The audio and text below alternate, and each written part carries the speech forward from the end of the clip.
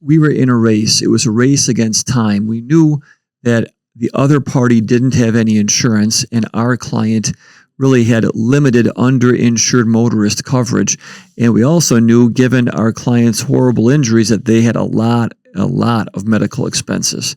So this is one where we had to consult with our client and really tell them how we were going to help them get their medical bills paid back and help with copays and deductibles because they were off of work for a period of time. So it was a race. We had to get the MedPay coverage as fast as possible, get that into our clients' hands so they could pay their bills.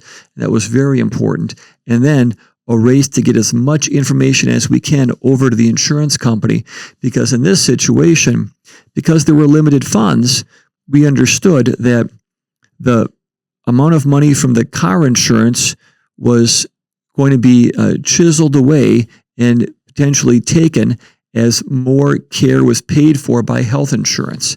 This was an unusual situation because the victim had health insurance and the victim's spouse had health insurance, and they were each insured under the other person's policy. So we had the ability to guide which health insurance would be paying for which care.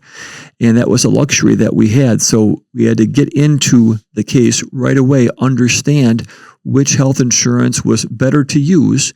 In this particular case, one health insurance was an ERISA plan, which means that they could get paid a lot more money back. And the other plan was not an ERISA plan, which means they would pay out money and they would get almost nothing. And this really, it was zero back from the car insurance. So once we understood that, it was a race to get as much money as we could in medical expenses over to the uninsured motorist coverage, get those limits, and make sure that all the medical bills were paid by the health insurance, not the ERISA plan, but the health insurance. So that would help our client at the end of the day get as much money in their pocket as possible. That was a really, it was a stressful case for them, certainly just life-changing, and stressful for us because we knew the longer we waited, potentially the worse it would be for our clients. We really had to hurry up and act fast in that situation.